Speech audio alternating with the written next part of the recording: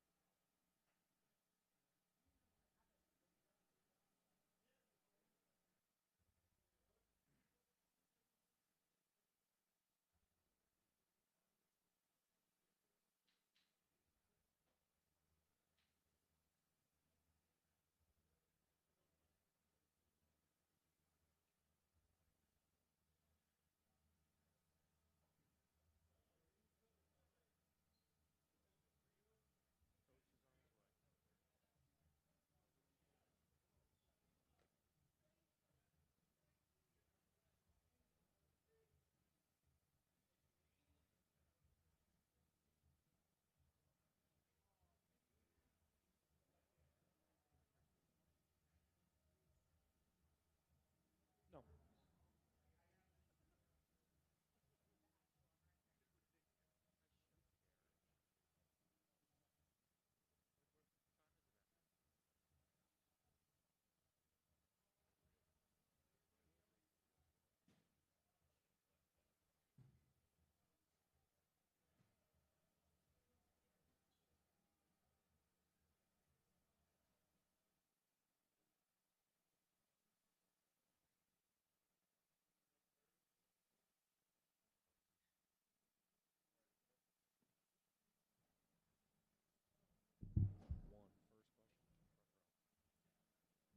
Take first question in the front row. Joel? Mark, I imagine you spent a lot of this week reviewing some of the Pacers' comebacks, just the nature in which those late game situations happen for them. What maybe felt like a common denominator tonight, and where'd you sort of sense things went off the rails? The common denominator is them. That's a really good team. Credit them, for not only tonight but their run. They've had so many games like that that have seemed improbable, and they just play with a great spirit. They keep coming. They keep playing. They made plays. They made shots. So they deserve to win by a point. We got to learn from it. There's obviously a lot of things we can clean up, but credit them. They went and got that game. Again in the front row. Joe Masato, the Oklahoman. Mark, was this reminiscent of Denver Game 1 to you, just controlling much of the game and until the very end? And is that experience you can maybe lean back on? Yeah, I mean, the playoffs take you to the limit, and they put your back against the wall in games, in series.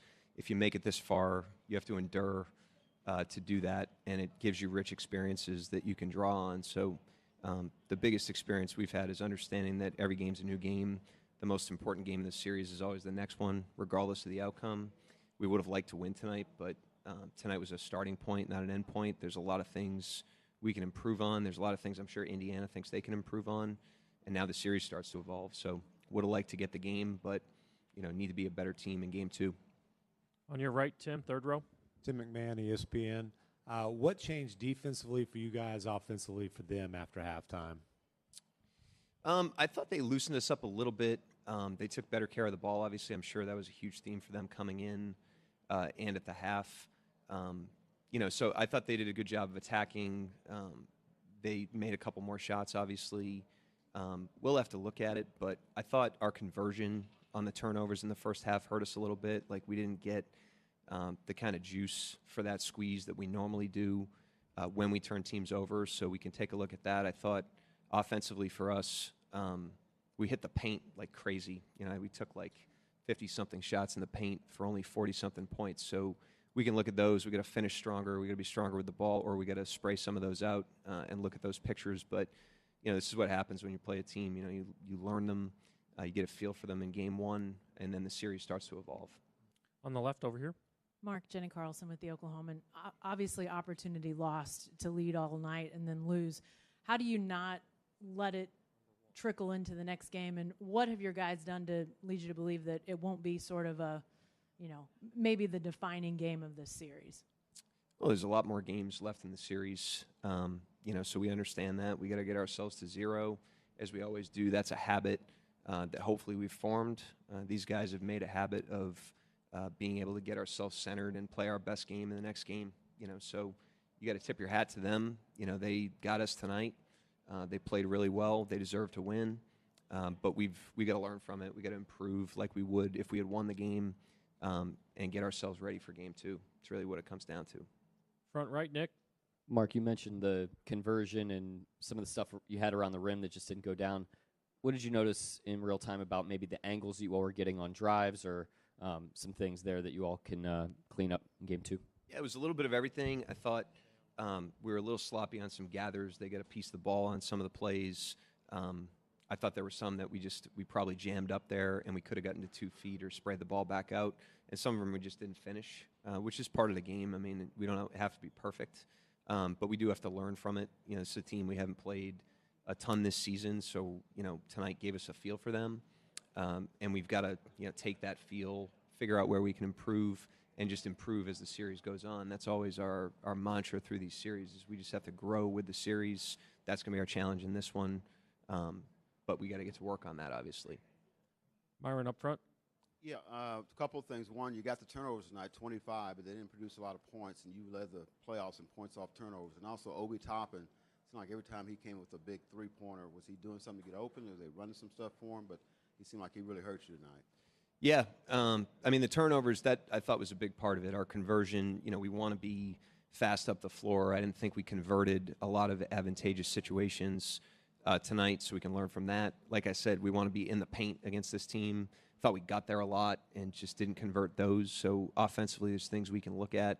And then defensively, they made some plays. They made some shots. I mean, Neesmith made some big shots, and Toppin, shot the heck out of the ball. I don't know what they shot as a team from 3. I think it's like 45 or 46. But they shot the hell out of the ball. They have all playoffs. We got to look at the ones that, if they're contested and they just make a shot, you tip your hat. But there was a lot of them that were on our breakdowns. We got to learn from those and credit them. They made us pay when we made mistakes tonight. Dan in the center. Fine, Yahoo Sports. Seemed like with some of the switching that you guys were getting into, they were able to get a little bit more of their, Siakam or Turner on some of your smalls. Is that, I mean, obviously that's part of game plan, but is that something that you're concerned about with the height advantage that they're able to get to down low? Only if they take advantage of it. Some of it's the cost of doing business, to be able to get perimeter speed on the court, get more switching in the game. I mean, it's obviously something that is a trade-off, but we can look at it. I thought the small lineup at the end of the first half looked pretty good. Offensively, we didn't move the scoreboard, but I thought we were getting some good stuff there. That's why I went back to it down the stretch. But, when we're small, we have to be pressure-oriented and contain the ball. And I thought they got some cracks against us that hurt us a little bit more than the post-ups did. But we'll look at everything. We obviously have to be better if we want to win game 2. Next row back. Yeah, you had a starting lineup change. What was the reasoning going to Wallace, and then late you closed with no centers? Are you seeing at least early that this might be a smaller series? It was tonight. That was obviously the intention. I thought getting Kaysen out there, really defensively, giving us another perimeter guy for Halliburton and Nembhard. That was the idea there. We've been pretty fluid with the lineup throughout the course of the season. Kaysen started 40-something games. We changed the lineup a million times. We obviously heading in the playoffs, but that's why we do it during the regular season, is so that it's not earth-shattering when we do it. So I thought the guys adapted. We got off to good starts in both halves, but we'll see how the series goes. I mean, we obviously have a lot of optionality. We'll look at everything. We'll look at anything we can to try to give ourselves the best chance to win. Fourth row on the right. I think Indiana scored 12 points in the final 2.5 minutes. Do you think it was the pace that kind of put you guys at a disadvantage, or how would you assess how your defense performed in the last 2.5 minutes? A little bit of everything. I mean, they made some plays on some of those plays. They made some shots. They got a couple that, you wish you get back. We had bonus fouls, which were costly. And And then offensively, we didn't move the scoreboard as well as we could have. And so you just add all that up, and that's how you get that sort of comeback. But, you tip your hat to them. They made plays. They've done it all playoffs. This is part of their identity. They have a lot of belief. They never think they're out of it, so they play with great confidence even when their back's against the wall. They proved that tonight. And, to me, that's a game that they went and got. And it's a game that we can look at and improve in a lot of different areas, and that's our challenge right now as we head into Game 2. Last question over here, Randall, third row on the left. Daniel Bell, BSO. Their last turnover came with a lot of time left in the game. Did you feel like there was anything that you guys stopped doing to cause those turnovers? Do you feel like there was anything that they did to stop turning the ball over? We can look at it. I mean, it's never our end game. Is to turn them over. It's really about disruption, disruption of their rhythm, getting our pressure into the game, using our speed. And oftentimes that yields turnovers, but it also yields non-rhythm shots. And so if they're lining up rhythm shots or getting, deep in the paint on us, then that we've had some sort of breakdown of that. But it's not just about turning them over. It's about trying to force them away from what's comfortable. And I thought we did that for much of the game. But obviously, down the stretch, they did a great job of generating what they needed to win. Thank you, Coach. Yep, thank you. Shai will be up next.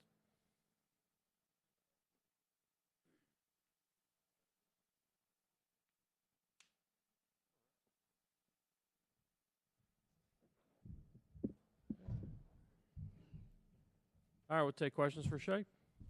Right up front here on 1. Joel? Shai, obviously, you had a chance to put you guys up 3. What did you sort of see then and then in the sequence where they take it down and Tyrese hits the shot? Yeah, I thought I got a pretty good look. Felt good. Didn't go in. And then they got a look and it went in. I don't know. Basketball, ups and downs. It is what it is. You can't do anything about it now. Just got to be better for next game. Joe? Aside of the Oklahoman, Shai, was this reminiscent of Game 1 Denver at all for you? You guys control most of the game. They come back late. And if so, can you sort of draw back on that experience? Yeah, we just got to focus on being better. The series isn't 1-1, it's 1-4. So we have 4 more games to get. They have 3, and that's just where we are. We got to understand that, and we got to get to 4 before they get to 3 if we want to win the NBA championship, and it's that simple. It's not rocket science. We lost Game 1. We have to be better. Nick on the right. Shai, in being better, what do you feel are some controllables, particularly on the offensive end of the floor, just given the number of looks you guys got in the paint, downhill? It seemed like you guys were getting downhill a lot, but those shots weren't going down. Yeah, honestly, I'm not too sure. It's hard to, have that answer 20 minutes after the game. But, yeah, for sure, we definitely areas to get better on both ends of the floor, and so the next 2 days before, try to get better and then come out here and be a better team for Game 2. Jenny, here on the left. Shai, Jenny Carlson with the Oklahoman. You guys have, when you've had games that have slipped through your fingers in these playoffs, you've found a way to come back and make good on that. But in the finals, with the pressure being what it is, how can you guys make sure that you do that again? Or is this kind of an unknown because you guys as a group haven't been to this point yet? Yeah, I think as much as we can, we just got to treat it like every other game.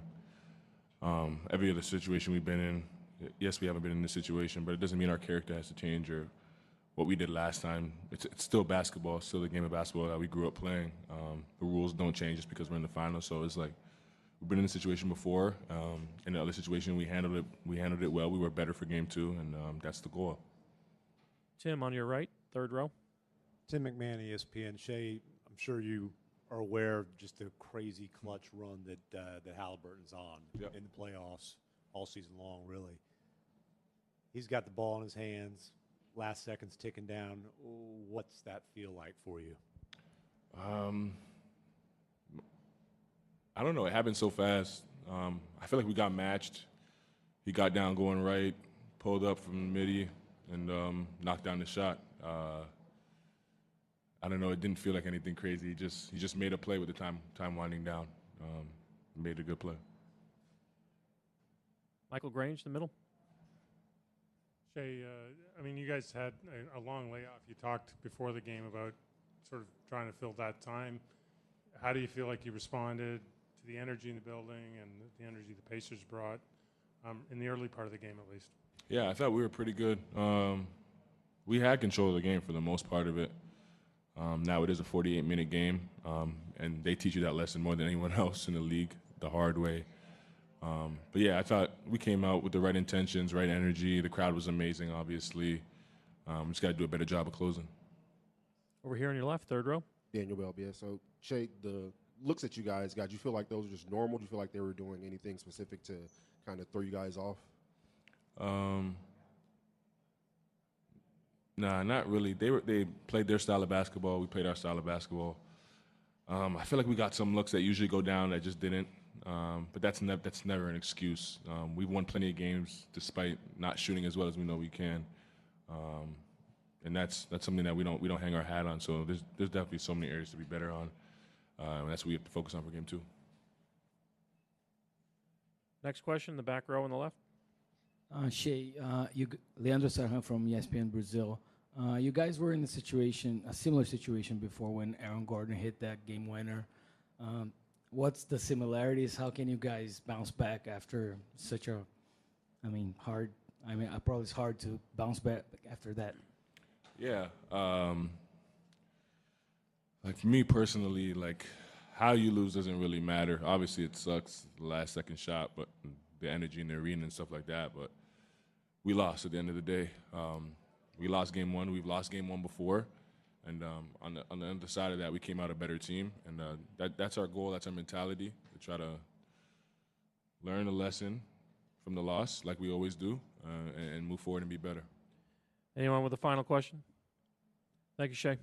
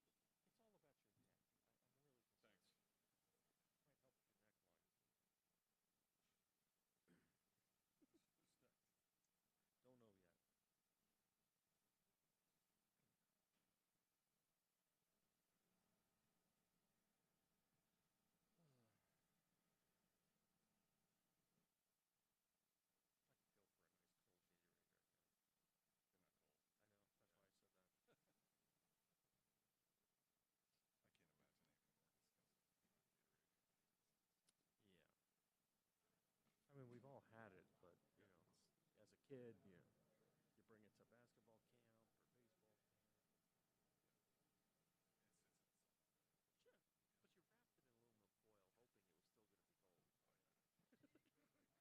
Right?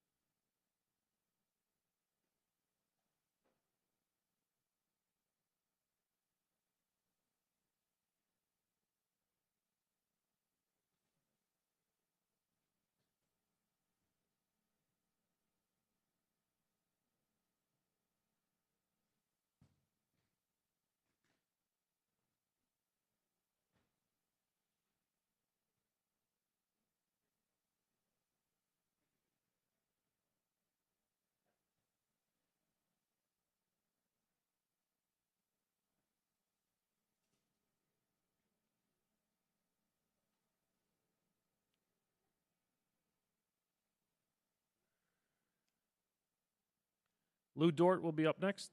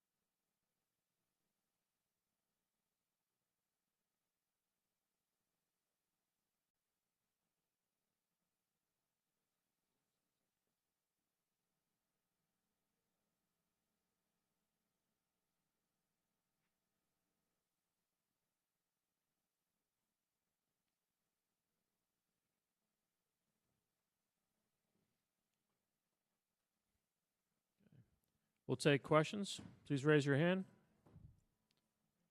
Let's go fourth row over here on 1 in the center in the 10. Hold on for the mic. Yep. Luguentz, tu as été excellent dans ce match-là. Évidemment, vous n'avez pas le résultat que vous voulez à la fin.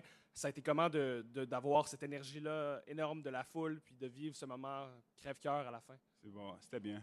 La foule va toujours nous supporter, même si on gagne ou on perd ou n'importe quoi durant tout le match. Ça, on aime ça, mais on a des trucs à travailler. Demain, on va regarder du film, on va voir qu'est-ce qu'on peut s'améliorer sur. C'est sûr qu'on aurait voulu gagner ce match-là, mais faut nous battre 4 fois. So, on a encore d'autres matchs à jouer. Jenny, over here on the left on 2. Hey, Lou, Jenny Carlson with the Oklahoman. Shai was just in here saying, it doesn't really matter how you lose, it's still a loss. But the way this one went down, how do you guys guard against not having it have carryover? He's right. He's right. The games is ups and downs all the time, and then you just gotta finish it. Losing like that hurts, but at the same time, there's a couple of stuff that we could have done better. And then it's a long series, so got to get back to more watch film, see the stuff that we can get better at, and then right back at it in a couple of days.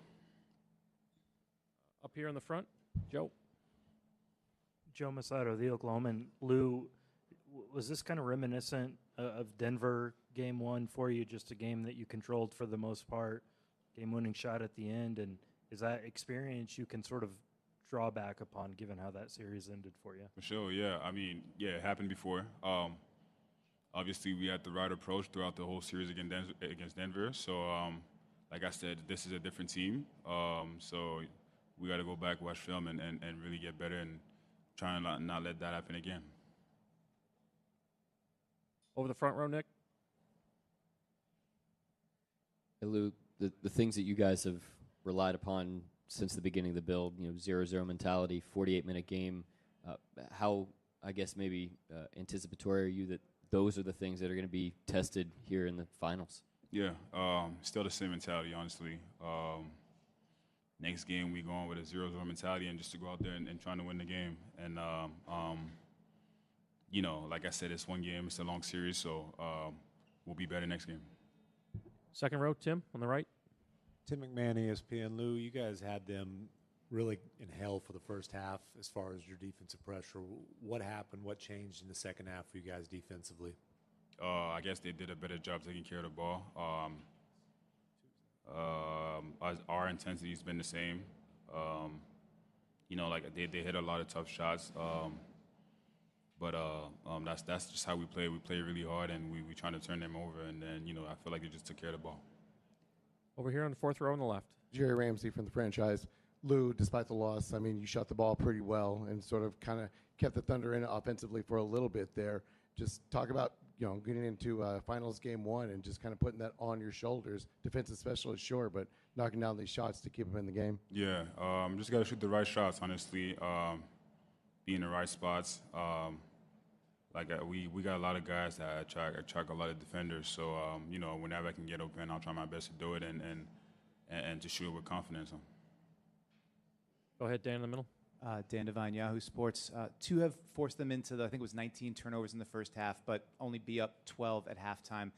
What was the process like offensively for you guys in the first half? And then, knowing that the lead you felt like you maybe even should have been up bigger than that, was that any kind of concern when you went in at half? I mean, some of the looks that we usually make, we miss them, I guess. We turn the ball over. They turn the ball over a lot, so we could have do a better job of converting on offense. But they're a good team. They're in this position for a reason too. So, like I said, watch film and be better next game. Last two in the third row. Alexandre Tournier de RDS. Évidemment, c'est pas le résultat que tu voulais, mais au niveau personnel, tu étais partout sur le terrain, défensivement, à l'attaque avec 5 tirs de 3 points. Comment tu as vécu ce premier match-là pour toi en grande finale? C'était le fun. On a travaillé fort pour se rendre jusqu'ici. J'ai travaillé fort pour me rendre jusqu'ici. Alors, je vais enjoy vraiment ça avec mes teammates. Puis, c'est pas le résultat qu'on voulait, mais c'est une longue série, puis on a encore beaucoup de chance. Alors, on va garder la tête haute, puis on va continuer à s'améliorer pour le prochain match. Michael, straight ahead, last one. Lou, Mike Grange from Sportsnet. You personally, you did have the 4 steals, a couple of blocks, that big block on Naismith. Was there something you saw as you were studying this team that allowed you to be that aggressive, that successful when you did go for the ball? Honestly, just being in the game. On that end of the floor, I move a lot. I pay a lot of attention to some of the stuff that they do. So anytime I can, sneak one in there, a steal or a block or whatever, I'll do it. And that's just how I play. And then, whenever I got to do a play like that for my teammates, I'll do it. Thank you, Lou. Jalen will be up next.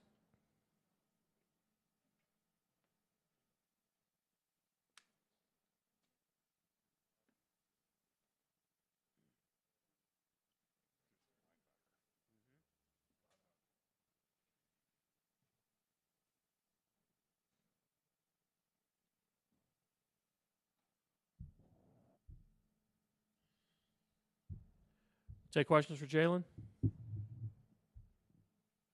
Back row over there, or 6th row. Yep. Jalen, I think Indiana scored 12 points in the final 2.5 minutes. Just defensively, for a team that performed so well in the first half, what did you guys see in those final 2.5 minutes that you guys didn't do well? Our offense was really slow, I think, and we kind of let that dictate how we played on defense. Obviously, when you're down by what they are, they're going to go fast. And you kind of got to, for right now, we got to have film, look at what happened during that time. But right now, it's just got to tip your hat. They made some really big shots down the stretch, and just for playing with the hunger of being down, and it kind of was like we were trying to play like we were trying to keep the lead instead of trying to extend it or keep being aggressive. Dan, 3rd row. Jalen, after such a quick turnaround like that, such a reversal of fortune, how do you guys avoid, shell shock, for lack of a better term, being able to go from that high to that low? How do you ride that out getting into game 2? Well, it sucks, but we have been here before.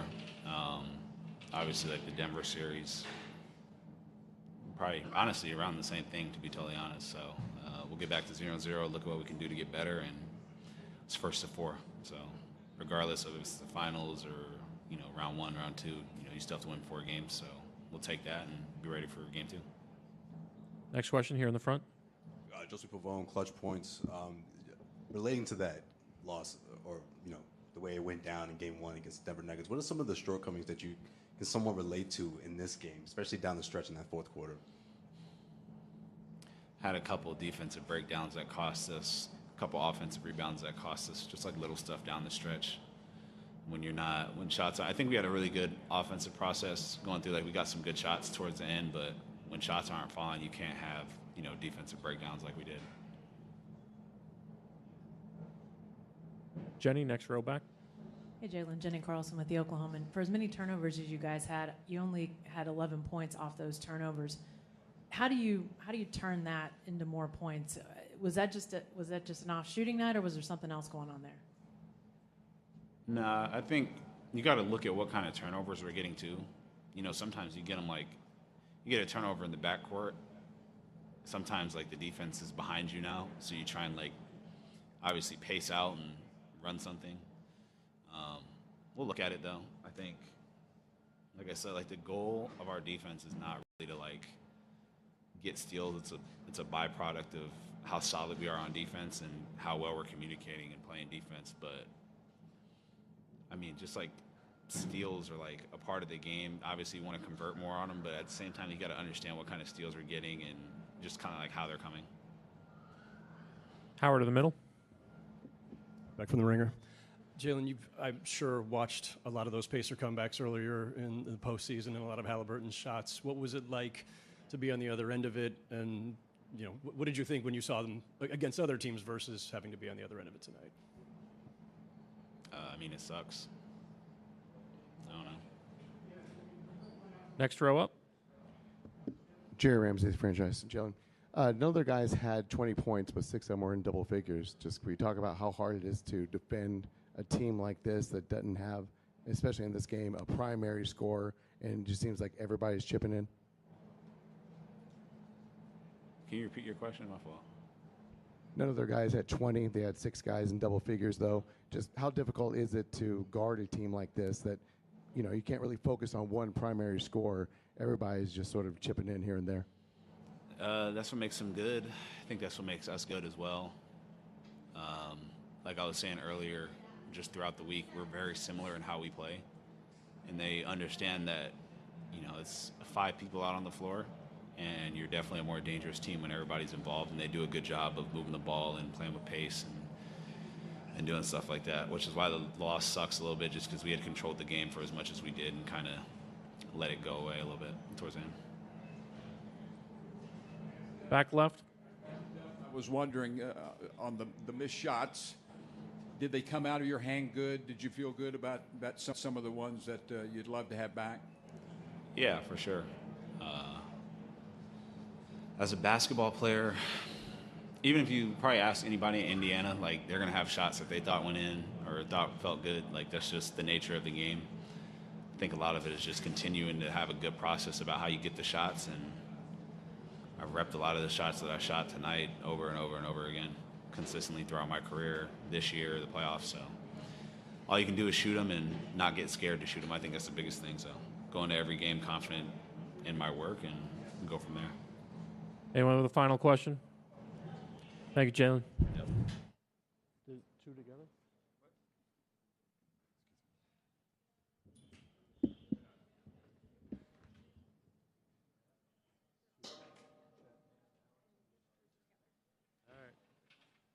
Chet and Alex will be up here together.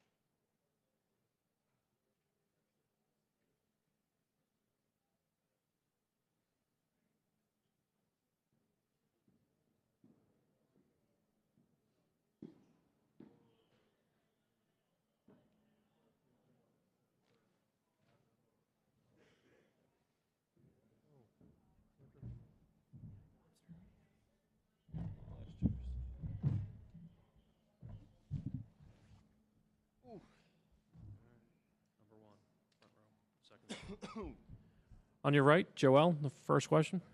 Joel Lorenzi with the Oklahoma. Alex, I imagine you spent a lot of the past week sort of watching some of the comebacks the Pacers had and the nature of them. What sort of stuck out to you about the way they win those games? What felt like a common denominator tonight, and where do you think things sort of went off the rails? I mean, I don't know if went off the rails is the correct term. We lost the game. I thought we played good enough to win. We just didn't finish the game. And, credit to them. They, like you said, that's how they've played for the whole postseason. They kind of stayed true to themselves and their brand of basketball. And, they threw in a couple big shots down the stretch. And that's kind of been a key for them, too, in a lot of those games that you talk about where they played at the end of the game where they might have, like, some type of comeback and end up winning. And then they found a way to get enough stops. We'll go back and watch the film. I don't think we played poorly. There'll probably be some stuff that we can clean up and, come back and get ready for Sunday. Joe? Masato, the Oklahoman. Alex, this was pretty reminiscent of Denver Game 1 for you guys. Obviously, you go on to win that series. Do you look back on that experience at all now moving forward? Yeah, you can. Just from a sense of, kind of the same game flow. We played good enough to win that game, controlled it for the most part, was up double digits most of that game as well.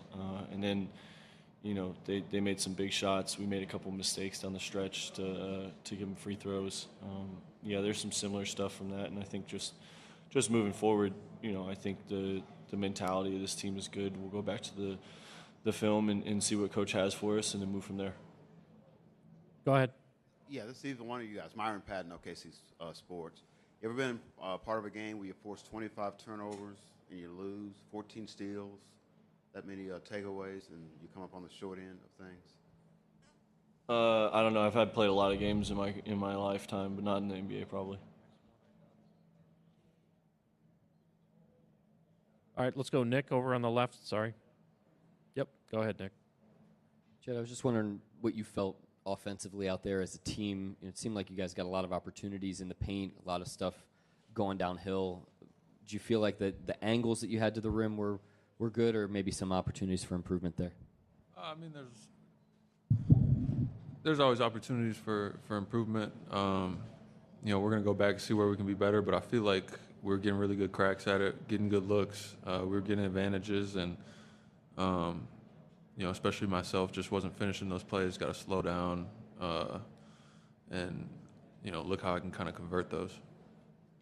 Dan, straight ahead. Dan Devine, Yahoo Sports.